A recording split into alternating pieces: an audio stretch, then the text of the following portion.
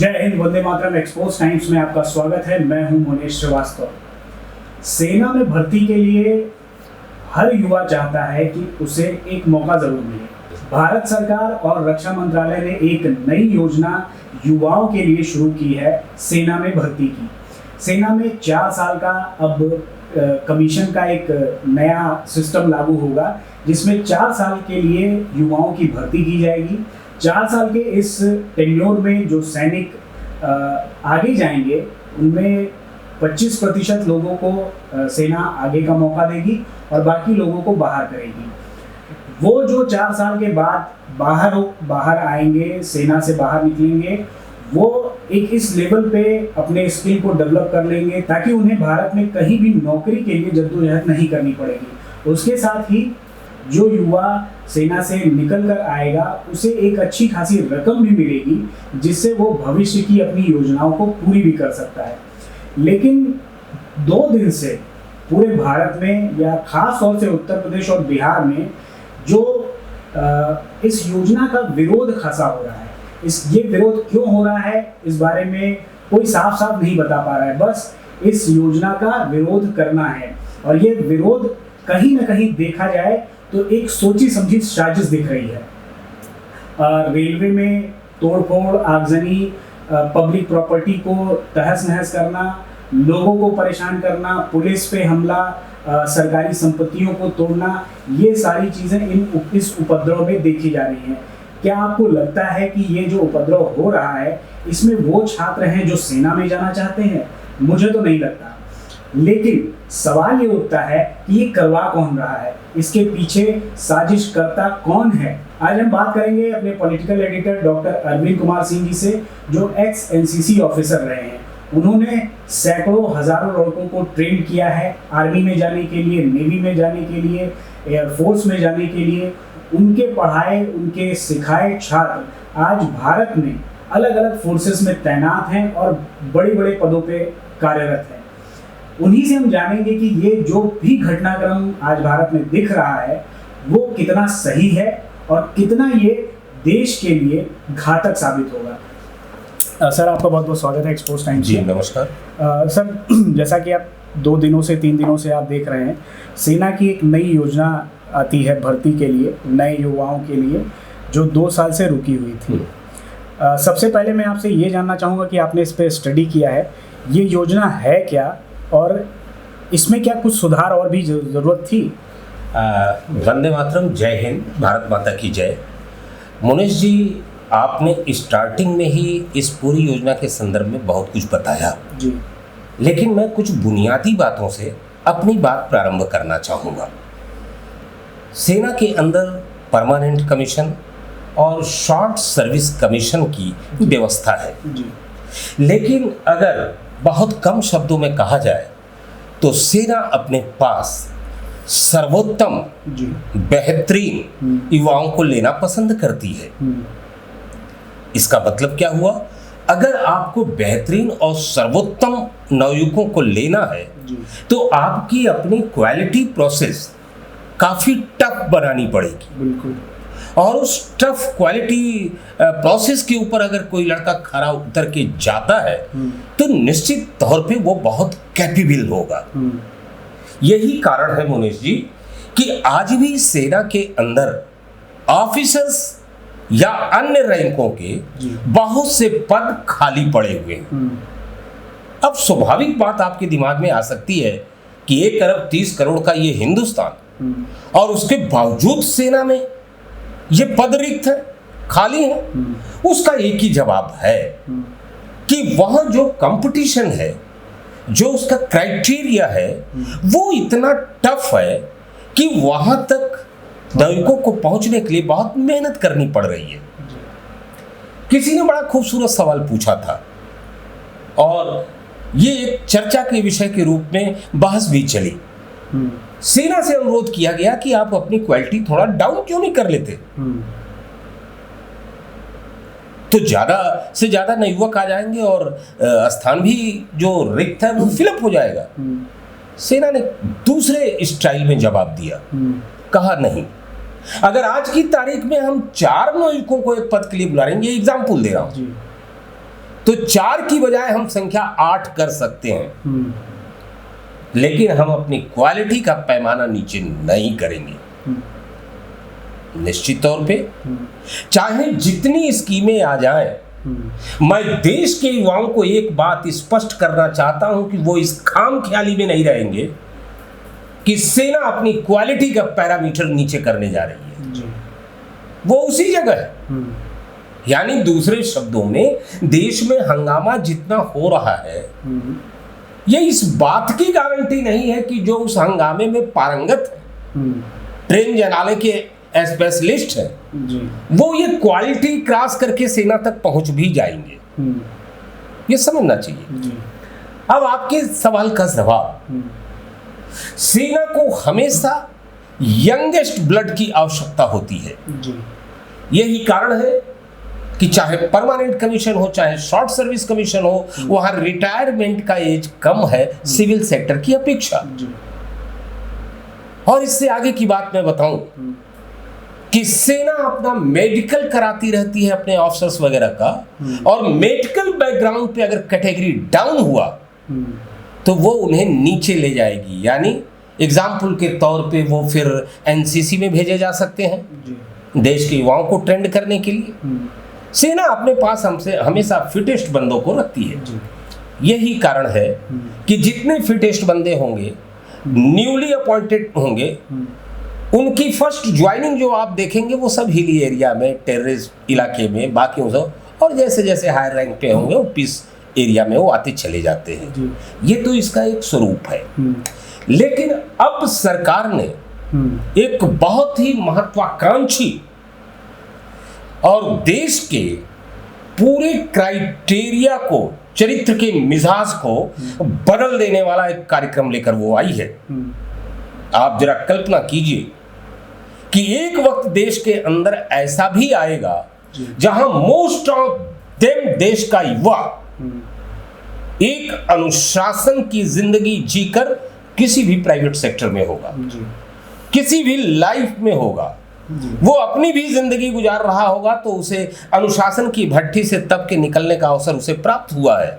इसलिए वह एक बेहतर नागरिक के रूप में देश के अंदर अपनी सेवाएं दे रहा होगा। और दूसरे, देश की सेना को हमेशा एवरेज एज उसकी यंगेस्ट नवयुवक की होगी।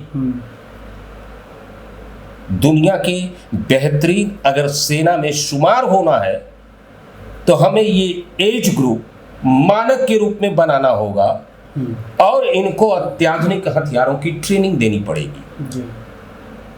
और यहाँ ख्याल रखेंगे, वर्तमान में तीनों सेनाओं के द्वारा अप्रूव्ड ये कार्यक्रम लागू किया गया है। कुछ चीजें हो सकती हैं, लेकिन मुझे ऐसा देख के लग रहा है कि देश सेवा की बात कम हो रही है, पैसे की बात बहुत ज्यादा हो रही है। कितना मिलेगा, रिटायरमेंट के बाद क्या होगा, अगर इस बात को ही आप पैरामीटर बना रहे हैं तो मैं पूरी ईमानदारी से देश के लोगों से कहना चाहूंगा कि सेना की नौकरी एकमात्र ऐसी नौकरी है जिसमें अपनी तनख्वाह के एवज में जान दे देने का सौदा है। दूसरा कोई हमको ऐसी सर्विस बता दीजिए जहां आपको अपनी जो तनख्वाह आप पा रहे हैं उस एवज में तराजू के पड़ने पे दूसरी तरफ अपनी जान रखनी है। लेकिन इससे भी ज्यादा सैलरी की नौकरियां हैं, ज्यादा सुविधाओं की नौकरियां हैं। बिल्कुल। तो फिर आज की तारीख में ये सवाल उठाना, रिटायरमेंट के बाद मेरा क्या होगा, पेंशन नहीं मिलेगा तो हमारा क्या होगा, 30,000 की सैलरी में हमारा क्या होगा। यह एक बात क्लियर कर दूं देश के नागरिकों को कि यह कंपलसरी नहीं है, इसको याद रखिए। आपको नहीं चाहिए 30,000 पे ये नौकरी, थोड़ी बात बहुत कड़वी लगेगी, चले जाइए दूसरे सेक्टर में, बिल्कुल वहां जाके भाग्य आजमाइए, अपनी बौद्धिक क्षमता से वो नौकरी प्राप्त कीजिए। और यहां एक चीज और बता दूं यहाँ तो साहब इतनी कम नौकरी में भी आपको अपनी शारीरिक, मानसिक, बौद्धिक सारी क्षमताओं के परीक्षा से उत्तीर्ण होना पड़ेगा जी। बाकी कोई नौकरी बताइए ना मुझको, बाकी आप बौद्धिक क्षमता से नौकरी प्राप्त कर लेंगे। तो इसका मतलब ये हुआ कि जो विलिंगनेस वाले हैं, जिनको वाकई इच्छा है कि मैं देश की सेवा करूं, सशस्त्र सेनाओं के माध्यम से, मैं ये शब्द जानबूझ के जोड़ रहा हूं क्योंकि देश सेवा का अर्थ वर्दी पहन के सर कटाना नहीं है। अगर किसी के पास ये परिभाषा है तो परिभाषा आज से बदल दे, और जो मैं परिभाषा दे रहा हूं इसको लेकर जाए देश का युवा। देश सेवा का अर्थ है कि आप देश के जिस भी सेक्टर में काम कर रहे हैं, पूरी ईमानदारी से काम करना राष्ट्र सेवा है। किसान अगर अपने फसलों को ईमानदारी से पैदा कर रहा है, वो उतना ही राष्ट्र सेवा कर रहा है जितना सरहदों पर खड़े हमारे सैनिक राष्ट्र सेवा कर रहे हैं। इसलिए इकोनॉमिकल जोन से बाहर आइए। और दूसरी चीज, मैं बार बार इसको दोहरा रहा हूं, ये विलिंगनेस नहीं है आपकी, मतलब कहने का अर्थ है कि जबरदस्ती नहीं है। आप अपनी इच्छा पे जा रहे हैं इस दिशा में नौकरी करने के लिए, इसलिए आपके विरोध का कोई मतलब समझ में नहीं आता। अगर इतनी पसंद नहीं है ये नौकरी, इतनी खामख्याली है, सब कुछ है, तो साहब आप दूसरे सेक्टर पे अपने भाग को आजमाइश कीजिए। इसके पहले खोजा जाता था, आखिर ये सीटें रिक्त क्यों पड़ी हैं? उस क्वालिटी पैमाने पे लोग नहीं मिले हैं, इसलिए सेना में ऑफिसर्स के या बाकी जगहों के वो पद खाली पड़े हुए हैं। मिल जाते तो क्या भारत सरकार उसको भर्ती नहीं खाली रखती? लेकिन उसके बावजूद आज तो ऐसा लग रहा है मोने जी कि सारा देश सेना की ही नौकरी करना चाहता है, और बाकी सब छोड़ दीजिए, सारी खामख्याली उसी में है। मैं मानता हूं कि जो भी योजना आई है इसको और परिष्कृत करने की जरूरत है और बेहतर बनाने की जरूरत है, और इसके लिए तो एक काम तो जरूर करना पड़ेगा कि दुनिया में सर्वाधिक अत्याधुनिक हथियार जो इस समय इस्तेमाल हो रहे हैं उसको लाना पड़ेगा सेना में, और उस हथियारों की ट्रेनिंग के लिए उतने ही नए नौयुवकों को लाना पड़ेगा कि वो उसके साथ सामंजस्य बैठा सकें और बेहतरीन ऑपरेशनल सेक्टर में कार्रवाई करते हुए दुश्मन को उसके अंजाम तक पहुंचा सकें। तो बहुत अच्छी योजना है, महत्वाकांक्षी योजना है, पूरे राष्ट्र की चारित्रिक ऊंचाइयों तक नौयुवकों को ले जाने की योजना है, और मैं किसी भी सिरे से इस योजना के लिए ट्रेन जलाने, बस जलाने, प्राइवेट गाड़ियों को तोड़ने की वकालत नहीं कर सकता। जो ही आप ट्रेन जलाएंगे, बस जलाएंगे, आप उसी वक्त एक अपराधी हो गए, और आपको हिंदुस्तान की पुलिस एक अपराधी की श्रेणी में रखते हुए आप पे कार्रवाई करेगी। कोई सहानुभूति का 1% आपके फेवर में नहीं जाएगा कि मैं सेना की नौकरी की ट्राई कर रहा था तो एक ट्रेन ठूक दिया। तो हमको सहानुभूति मिलनी चाहिए, कंसेशन चलना चाहिए। बिल्कुल सही बात आपने कही सर। इसके साथ एक दो दिन से जो ये घटनाएं हो रही है उसमें ये भी सामने आ रहा है कि जो आम पब्लिक है उसका उनके अंदर इतना गुस्सा है इस घटनाक्रम को लेके कि अगर ये हालत आज का युवा करेगा अपने देश के वस्तुओं के साथ, अपने सरकारी सामान के साथ, तो वो सेना में जाके देश की रक्षा कैसे करेगा और क्या करेगा। तो जो बातें आपने कही वो बात बिल्कुल सही है, और मुझे ये लगता है सर कि सेना नौकरी नहीं है, ये एक सिर्फ और सिर्फ आपकी ड्यूटी है। बिल्कुल। और वो ड्यूटी शायद राष्ट्र के लिए ही है और उससे कम नहीं हो सकती। और हम जब ये बात करते हैं कि सेना में आने के बाद हमें इतनी सैलरी मिलेगी और रिटायरमेंट के बाद इतना मिलेगा, तो आप उस जज्बे को कहीं ना कहीं छोटा कर दे रहे हैं। और मैं ये देख रहा हूँ कि ये पूरा पॉलिटिकल तौर पे इसे भड़काया जा रहा है। इस पे मैं आपकी राय जानना चाहूँगा कि आपको क्या लगता है जो ये 2-3 दिन से जो घटनाक्रम हुआ है, आगजनी, तोड़फोड़, रोडवेज़ की बसों को जलाना, ट्रेन में आग लगाना, स्टेशन पे उपद्रव करना, और ऐसे भी कई वीडियो आए हैं जिसमें स्टेशनों पे दुकानों को लूटते हुए जी ये उपद्रवी, मैं कहूँगा इन्हें, ये उपद्रवी देखे गए हैं। पुलिस पे पत्थर चलाना, पुलिस को मारना, पुलिस जवानों को मारना, ये क्या एक सभ्य सेना में जाने वाले युवा की पहचान है? मोनेश जी, बहुत ही सुंदर सवाल आपने पूछा है और इस सुंदर सवाल का जवाब मैं उसी जज्बे और जोश के साथ आपको दूंगा जी। जो शायद देश के हर नवयुवक को देना चाहिए। मैं रिटायर हो चुका हूं अध्यापन के कार्य से भी जी। और एनसीसी के भी कार्य से जी। और एक रिटायर व्यक्ति सारे हिंदुस्तान के नवयुवकों को संबोधित करते हुए कह रहा है कि आज अगर हमारा देश मुझको याद करे, मैं इंडियन आर्मी को ज्वाइन करने की पहली कतार में खड़ा होऊंगा। और मेरे जैसा रिटायर व्यक्ति भी देश की अगली कतार में खड़ा होकर फौज में भर्ती होना चाहेगा। इस उम्र में मैं इस बात को कह रहा हूं। फौज के अंदर एक शब्द आता है जो बताना चाहिए इन राजनेताओं को, इन देश के नवयुवकों को, चाहे जितनी क्षमताएं आपके अंदर हों, अगर पॉजिटिव थिंकिंग आपके अंदर नहीं है तो हिंदुस्तान की कोई नौकरी आप प्राप्त कर लें, इंडियन आर्मी में आप नौकरी प्राप्त नहीं कर सकते।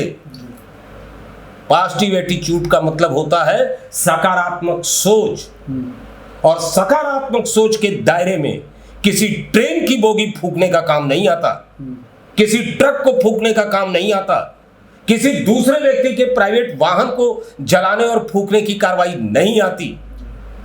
और फिर अपने को तराजू के पल्ले पर रख के वो नवयुवक देखे कि वो किस बात को अपने को दर्शा रहे हैं, ट्रेन की बोगी और देश की संपत्तियों का नुकसान करके। वो तो पहले ही बिंदु पे बता रहे हैं कि हम उस सेना में नौकरी करने के अधिकारी नहीं हैं। वो कहां के अधिकारी है? वो पुलिस उनको बताएगी और कुछ दिनों के बाद बताएगी, छोड़ेगी नहीं पक्का। इस बात को समझना चाहिए। लेकिन इन नौयुवकों को ही पूरा दोष क्यों दे दिया जाए? आइए कुछ दोष राजनेताओं को भी दिया जाए। क्रोध, उबाल आना स्वाभाविक है, लेकिन उसकी अभिव्यक्ति कैसे होगी इसके ऊपर तय करेगा कि आपका क्रोध सही दिशा में जा रहा है या गलत दिशा में जा रहा है।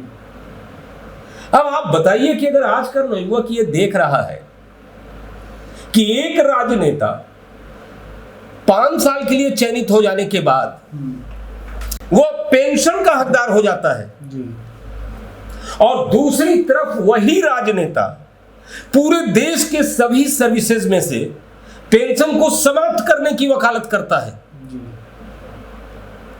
पॉजिटिव थिंकिंग की बात मैं फिर कहूंगा। पॉजिटिव थिंकिंग के बाद तो यह होना चाहिए कि उस दिन पूरा हिंदुस्तान इनकी जयकार बोलने लगेगा राजनेताओं की, जब ये संसद और राज्यसभा में खड़े होकर बोले, सर्वसम्मत से प्रस्ताव पारित करें कि अब हम में से कोई राष्ट्रहित में पेंशन नहीं लेगा। जाहिर सी बात है, आप सवाल कर सकते हैं कि डॉक्टर साहब आप भी तो पेंशन ले रहे होंगे रिटायर होने के बाद। लेकिन मैंने बातें स्पष्ट कह दी जो शायद लोगों ने समझा नहीं। सबकी पेंशन समाप्त हो गई, मैं कहां विरोध कर रहा हूं। मैं तो ये कह रहा हूं आप अपनी समाप्त कर दो, राष्ट्रहित का सोचते हो, अपने खर्चों में कटौती कर दो, ये पॉजिटिव थिंकिंग है। फिर गरीबी का रोना रो, पर उपदेश कुशल बहुत तेरे। व्यवहार में हमारे क्या है? कमाल की बात है कि विपक्ष ने अपने विपक्ष का रोल यहां से शुरू किया कि हमें पहले जो सत्ता पार्टी है उसका विरोध करना है। सही और गलत। फिर लगा कि इस पे अब हमारी दाल नहीं गल रही है, हम सत्ता में वापस नहीं, और कड़वा सच है ये, माने चाहे ना माने। फिर वो देश के प्राइम मिनिस्टर नरेंद्र मोदी के व्यक्तिगत आलोचना पे चले गए, और जब देखा कि यहां भी दाल नहीं गल रही है, दाल नहीं गल रही है का अर्थ सिर्फ ये कह रहा हूं मुहावरे में कि वो सत्ता में वापस नहीं हो पा रहे हैं ये सब करने के बाद, तो वो तो एकदम ऊपर की सीढ़ी पे चले गए कि हम देश को ही अब बदनाम कर देंगे। और कोई बोलेगा नहीं कि जो मैं बात कह रहा हूं वो गलत बोल रहा हूं। मैं एक नहीं 20 एग्जाम्पल दे दूंगा। मणिशंकर अय्यर ने पाकिस्तान में जाके क्या बोला था? मिस्टर राहुल गांधी जो कि देश के प्राइम मिनिस्टर होने का सपना देख रहे हैं, उन्होंने जाके विदेश में क्या बोला था? मैं समझता हूं काफी है, इससे ज्यादा एग्जाम्पल देने की जरूरत नहीं है। तो सवाल ये उठता है कि दो ही बात हो सकती है, या तो जब से सरकार ये सत्ता में आई है देश को बर्बाद करने वाला कानून ला रही है, देश की अर्थव्यवस्था चौपट करने वाला कानून ले आ रही है, देश को एकदम से खत्म कर देने वाला कानून ले आ रही है। तो मैं इन विपक्षी पार्टियों से पूछना चाहता हूं कि ऐसी पूरी दुनिया की कोई बेवकूफ पॉलिटिकल पार्टी बता दीजिए जो अपने कब्र के लिए गड्ढा खुद खोदे इस तरह का कार्य करके। होना तो ये चाहिए था कि संसद में जम के बहस हो, होना तो ये चाहिए था कि बहस से आप इतना मजबूर करें सरकार को कि वह अमेंडमेंट करने को तैयार हो। लेकिन आपने तो पूरे संसद को ही शोर शराबा का एक अड्डा बना दिया। सार्थक बहस तो कब की मीलों छूट गई। गुजरे जमाने में चले जाए तो वो संसद की गरिमा कितनी ऊपर उठी हुई थी कि एक से एक वक्ता थे और बोलने वाले थे। ऐसे भी एग्जाम्पल आए हैं कि सत्ता पक्ष ने विपक्ष के लोगों को संयुक्त राष्ट्र संघ में भेजा अपनी बात रखने के लिए। मैं अटल बिहारी वाजपेयी जी की बात कर रहा हूं, हिंदी में उन्होंने अपना वो दिया था। कहने का मतलब ये कि हम नकारात्मक कार्रवाई करेंगे और किसी के तमाम सकारात्मक कार्रवाइयों के ऊपर सिर्फ इसलिए विरोध करते रहेंगे कि मैं सत्ता में नहीं हूं, इससे देश का भला नहीं होना है। और इसी का ये दुष्परिणाम पूरे देश के अंदर दिखाई दे रहा है।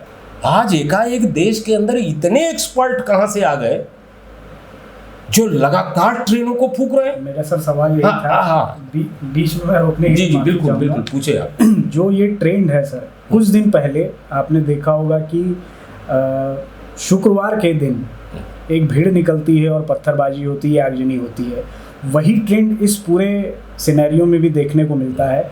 मुंह पे नकाब है, हाथों में पत्थर है, पेट्रोल है और आग लगाई जा रही है।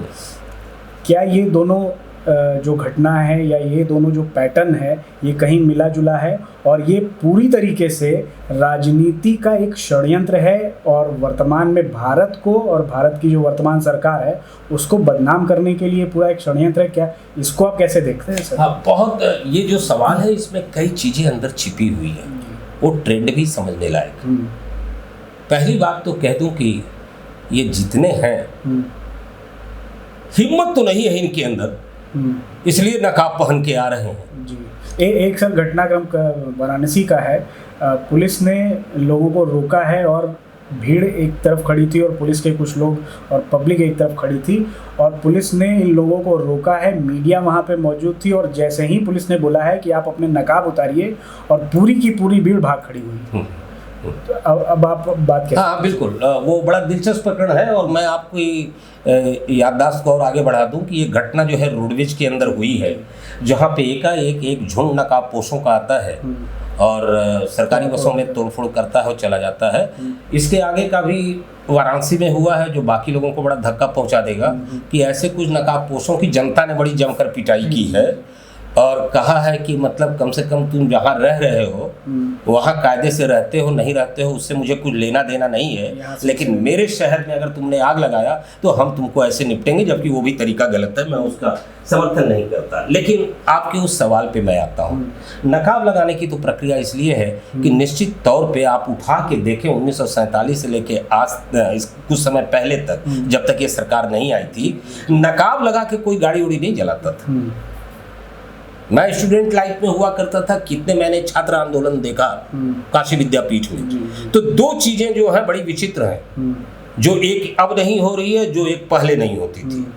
पहले कोई छात्र जो है नकाब लगा के बस उस नहीं फूकता था, क्योंकि उसका चेहरा अगर मीडिया में आएगा तब वो नेता नहीं। उसकी एक वजह है, एक तो चेहरा आएगा तो नेता बनेगा, दूसरी उसकी वजह ये होती थी कि वो जानता था कि पुलिस के पास मेरे लिए कोई मैक्सिमम सजा नहीं है। इशारा आप मेरा समझ रहे हो। और उस समय पुलिस भी मैक्सिमम सजा के नाम पे, मैं जो हमारे पुराने मित्र साथी ये इस चैनल को देख रहे होंगे उनकी याददाश्त ताज़ा करूं कि काशी हिंदू विश्वविद्यालय में एक घटना हुआ था। राधेश्याम शर्मा शहर का एसएसपी हुआ करता था और छात्र आंदोलन जब उग्र रूप पकड़ लिया और बिरला हॉस्टल पे पहुंचा वो, तो किसी ने उसके ऊपर पत्थर चला दिया। पत्थर तो बहुत पहले से चलते रहे हैं, ईसा मसीह से लेके हजरत मोहम्मद साहब से होते हुए हिंदुस्तान में आज भी पत्थर चल रहा है। तो उसका चश्मा टूट गया और उसके बाद बिरला हॉस्टल की पुलिस ने जिस तरह से आदर सत्कार किया, वो वाराणसी में इतिहास के रूप में जाना जाता है। लेकिन मैं सिर्फ ये बता रहा हूं कि उस समय कोई नकाब नहीं लगाता था और पुलिस धुनाई बहुत जबरदस्त करती थी। और अब सिनारियो उलट गया है। आज की तारीख में नकाब लगा के लोग आते हैं, अब पुलिस किसी को एक लाठी नहीं मारती। मेरी बात का विरोध है तो मैं 20 एग्जाम्पल दूंगा। शाहीन बाग में पुलिस ने कुछ किया, सुप्रीम कोर्ट ने कहा कि इनको खाली करा दीजिए। किसान आंदोलन में पुलिस ने कुछ किया, और यही गवर्नमेंट है जो J&K पे सिर्फ बंदूक दिखा देने पे खोपड़ी में गोली उतार दे रही है। इसका फर्क समझिए। ये गवर्नमेंट साफ कह रही है जो अपने हैं हमारे हैं, हम उन पे ताकत आजमाइश से अपने को बचेंगे। हमारा मकसद अपने लोगों को पीड़ा देना नहीं है, मारना नहीं है, जब तक कि आप हदों को क्रॉस न कर जाएं। अब आप कहेंगे हदों से क्रॉस कर जाए का क्या मतलब है? जब आप पत्थर चलाई दिए, जब आप आग लगाई दिए, जब आप फूंकी दिए, अब उसके बाद सरकार अपनी कार्रवाई कर रही है, चाहे बुलडोजर चलाने की कार्रवाई हो, बाकी मकान गिराने की हो। अब यहाँ पे एक चीज मैं बताऊं कि जुमे की नमाज का जो ट्रेंड था वो तो J&K से आया है, गलतफहमी मत पालिएगा। वहां पे भी मस्जिदों में तकरीर होती थी, फिर उसके बाद बाहर निकल के पत्थरबाजी होती थी, भारत के तिरंगे झंडे को अपमानित किया जाता था, पाकिस्तान के फेवर में नारे लगते थे। जब वहां ये सब कुछ खत्म होगा, न्यूट्रलाइज हो गया, तो वो अब धीरे धीरे ट्रेंड हिंदुस्तान में फैलाया जाने लगा। और फिर एक बार मुल्ला मौलवी ये सभी उस सेनापति के रूप में तैयार होने लगे, जिनकी अपनी अपनी छोटी छोटी सेनाएं हैं मस्जिद में। क्षमा कीजिएगा, मैं तीखा शब्द बोल रहा हूँ, वरना मस्जिदों से निकल के ये काम कदापि नहीं होना चाहिए। इबादत गाह से निकल के कोई पत्थर चलाता है क्या? खुदा की इबादत करके कोई दूसरे की गाड़ी फूंकता है क्या? तो ये ट्रेंड चला और एकाएक साहब जुमा तो कल भी था, थोड़ा सा ट्रेंड बदल गया, मुद्दा बदल गया, ट्रेंड वही। हाँ, मुद्दा बदल गया। तो ये बड़ा अद्भुत ट्रेंड दिखाई दे रहा है कि पूरा का पूरा सेना के में जाके देश के लिए सर कटाने वाले लोग एकाएक ये कह रहे हैं कि जो हम वहां कारनामा दिखाते ट्रेनिंग के बाद, वो मैं ही दिखा दूंगा, थोड़ा अभी दिखाते। 15 ट्रेनें जला दी गई अगर, तो उनकी आर्थिक क्षति का नुकसान, ये तो अलग बात है कि रेलवे डिपार्टमेंट वो डाटा जारी करेगा बाद में। कल का डेटा है सर 150 करोड़ के ऊपर का जी, बिल्कुल बिल्कुल। अब जरा सोचिए कि जो 30,000 सैलरी के ऊपर इतना परेशान था सेना की नौकरी का, अब उसी के घर संपत्ति की भरपाई के लिए जब नोटिस जाएगा तो 30,000 से ज्यादा देश की प्रॉपर्टी नुकसान करने का हर्जाना भरेगा वो। फिर उनकी सहानुभूति में भी आएंगे कुछ लोग, जैसे पत्थर वालों के लिए कमाल का है जी। मैं फिर कह रहा हूं कि देश की जनता समझे इस बात को कि अभी जमीयत सुप्रीम कोर्ट किस लिए गई कि बुलडोजर न चले। जमीयत इसलिए नहीं गई सुप्रीम कोर्ट में कि साहब पत्थर न चले। इनडायरेक्टली वो कह रही है कि पत्थर चले, गाड़ी फूका जाए, लेकिन साहब उन पे बुलडोजर न चले। और सुप्रीम कोर्ट ने 2-4 जो सवाल पूछे, जो लोग बहुत वाकिफ रहते होंगे वो जानते होंगे, उसने तो खाली एक ही सवाल पूछा सुप्रीम कोर्ट ने, जो मुझे लगता है कि बाकी सवालों को छोड़ दिया जाए कि क्या ये जो बुलडोजर चल रहा है वो प्राविधान के तहत चल रहा है कि गैर प्राविधानिक है। और इसका कोई जवाब जमीयत के पास नहीं था। सुप्रीम कोर्ट ने पूछा कि आप हाई कोर्ट क्यों नहीं गए, सीधा आप मेरे पास आ गए, जवाब इसका भी नहीं था। लेकिन मैं एक संदर्भ में मैं जमीयत को धन्यवाद देना चाहता हूं कि 20 साल तक ये बहस देश के अंदर चलती, वो अच्छी बात नहीं थी कि बुलडोजर चलना चाहिए कि नहीं चलना चाहिए। अब वो जल्द ही 10-15 दिन के अंदर क्रिस्टल क्लियर हो जाएगा कि चलना चाहिए या नहीं चलना चाहिए। और फिर उसके बाद जमीयत या सरकार दोनों अपना अलग रास्ता खोजे कि फिर क्या करेंगे। अगर चलना चाहिए तो अब जमीयत सोचे, और नहीं चलना चाहिए तो अब सरकार सोचे कि कैसे निपटे इनसे। यह टोटल का टोटल मैं मानने को तैयार नहीं हूं कि देश के लिए सर कटा देने का जज्बा रखने वाला एक नवयुवक 7 जन्मों में किसी ट्रेन को आग नहीं लगा सकता जी। वो इतना अनुशासनहीन नहीं हो सकता। और 24 तारीख से खुलने जा रहा है। आप देखिएगा उन नवयुवकों की भीड़। मैं यहां बोल रहा हूं जिन लोगों को मेरी बात पे अविश्वास है कि जो सेना में भर्ती होने का जज्बा रखते हैं, वो भीड़ आपको 24 तारीख के बाद दिखाई देगी। इसमें से कोई भी लड़का ट्रेन में आग लगाने वाला नहीं होगा, और ये होने वाला है।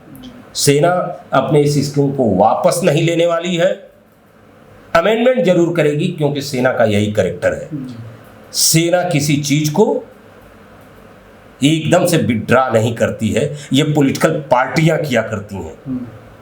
उन्हें राजनीति करनी है, उन्हें सत्ता चलाना है, लेकिन सेना खुले विशाल हृदय से होती है। सही है तो आपकी बात मानेंगे, और गलत नहीं है तो आप हमको अपनी बात नहीं मनवा सकते। इसके अंदर अमेंडमेंट हो सकता है, वो होगा ही होगा, क्योंकि अमेंडमेंट की प्रक्रिया कभी बंद नहीं होती।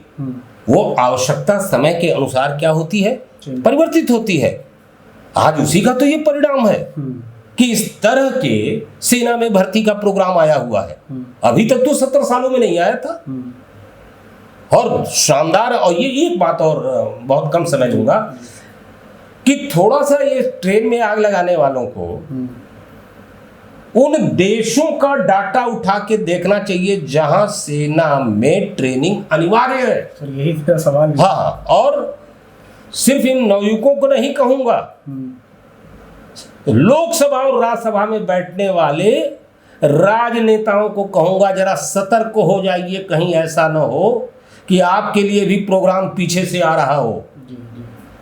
और क्यों नहीं आना चाहिए, और आना भी चाहिए सर, सही बात। आप 5 साल ट्रेनिंग लीजिए, फिर तो कितने ये कहेंगे कि यह स्कीम बिल्कुल गलत है, हमें ट्रेनिंग की क्या जरूरत है, हम तो वैसे ही सारी टैक्टिक्स जानते हैं, कैसे किसको गिराना है, किसको हमको निपटाना है, और फिर हमारे लिए आवश्यक नहीं है। लेकिन ये दर्द जरा पूछिए इजराइल से, जिसके ऊपर अपनी जिंदगी का वजूद खत्म होने का डर पैदा हुआ था, जहां इजराइल के एक लड़के की ट्रेनिंग की बात तो छोड़ दीजिए, उनका बस चले तो ईंट पत्थर और वातावरण प्रकृति सबको वो अपने सेना के रंग में रंगे कि सब मिलकर इस देश की हिफाजत करो, रक्षा करो। सर आखिरी में 2 सवाल और आपसे जानना चाहूँगा, 2 सवाल का जवाब। एक तो अभी 2024 में लोकसभा का चुनाव है। इस चुनाव को देखते हुए कहीं ना कहीं ये अंदेशा जताया जा रहा है कि ये जो पूरे उपद्रव वाली स्थिति बन रही है, ये इस चुनाव को डिस्टर्ब करने का भी एक स्टेप है। और दूसरी चीज़, ये खास तौर से यूपी और बिहार में ही टारगेट हो रहा है। जितने भी तरह के उपद्रव हो रहे हैं उसमें यूपी को इधर टारगेट किया जा रहा है, क्योंकि यूपी कानून व्यवस्था को लेके और तमाम चीज़ों को लेके आगे बढ़ रहा है, लगातार आगे बढ़ रहा है। आप इसको कैसे देखते हैं, और क्या ये लगता है कि ये जो मैं सवाल कर रहा हूँ ये कहीं ना कहीं सही है या गलत है? कानून व्यवस्था को लेकर यूपी और बिहार आगे बढ़ रहा है, ये आपका एक पॉइंट है जी। लेकिन इससे बड़ा पॉइंट है कि दोनों के पास लोकसभा की सीट बहुत ज़्यादा है जी।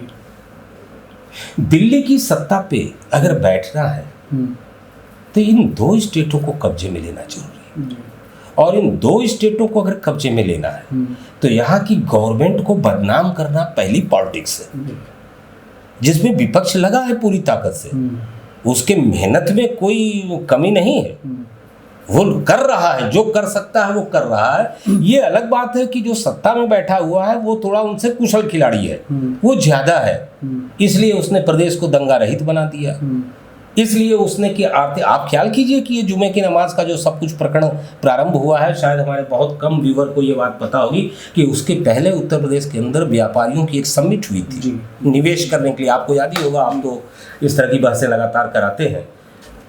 तो आखिर क्या दर्शाया जा रहा था कि नहीं साहब आप यहाँ आके पूंजी निवेश मत कीजिए, क्योंकि साहब माहौल यहाँ ठीक नहीं, और बाकी माहौल छोड़ दीजिए साहब, आपकी ही जान खतरे में है। जब यहाँ पुलिस पे अटैक हो सकता है, पुलिस को मारा जा सकता है, तो आप तो साहब साधारण आदमी हैं, आपको तो पुलिस से प्रोटेक्ट करेगी ना, हम पुलिस को तो पहले से ही निपटा रहे हैं। तो ये सारे माहौल यहाँ खड़े किए जा रहे हैं। मैं इसको आश्चर्यजनक ढंग से नहीं देखता, क्योंकि पॉलिटिक्स में यही होगा। बहुत सकारात्मक पॉलिटिक्स अभी इस देश में हुई नहीं है, और न होने का अंदेशा बहुत दूर तक दिखाई दे रहा है।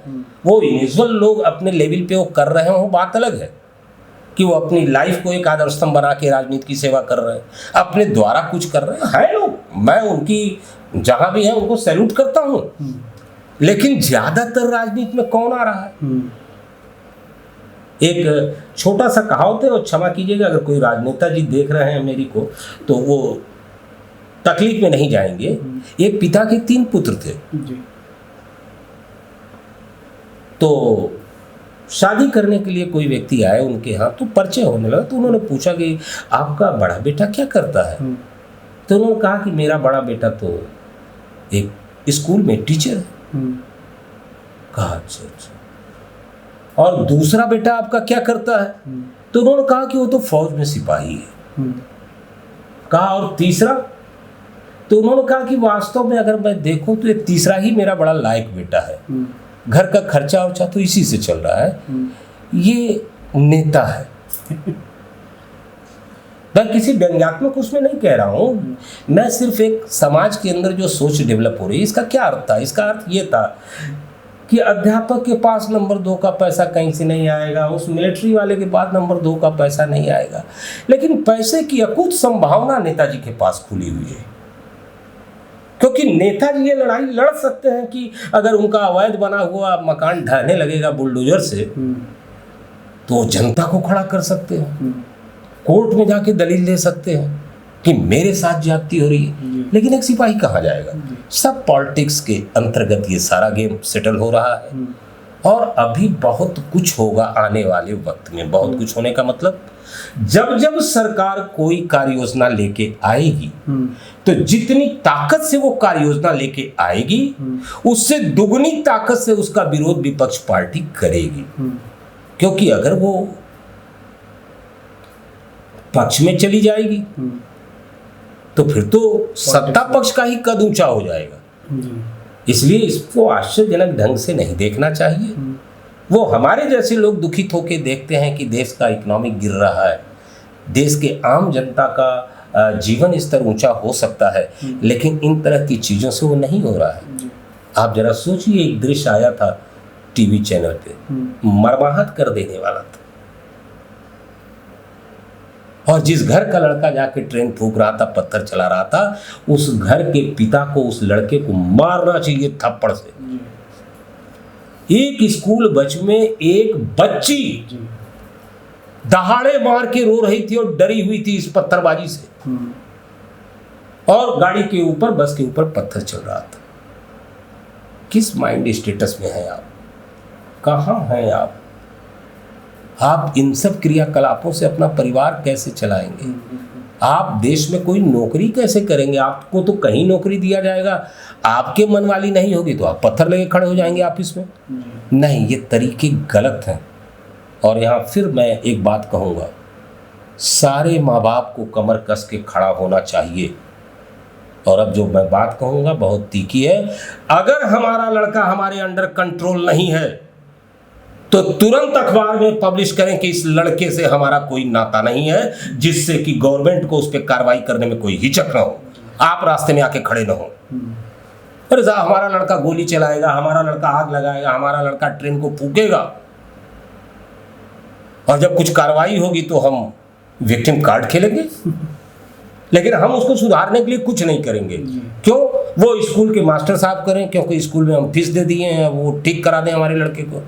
वो पुलिस वाला देख ले, लॉ एंड ऑर्डर उसको देखना, मैं थोड़ी नहीं। ये सारी चीज़ें गलत हैं। जब हिंदुस्तान का हर माँ बाप अपने लड़के को संस्कारित बनाएगा, हिंदुस्तान का हर स्कूल देश के लिए जीना और मरना सिखाएगा, और पूरे देश का समाज जब देश के लिए डू और डाई के लेवल पे जिएगा, तो निश्चित तौर पे हिंदुस्तान दुनिया का सर्वश्रेष्ठ राष्ट्र ही नहीं तब्दील होगा, वरना दुनिया का सबसे मजबूत राष्ट्र बन के उभरेगा, जो मुझे दिखाई दे रहा है कि कुछ दिनों के बाद होने वाला है।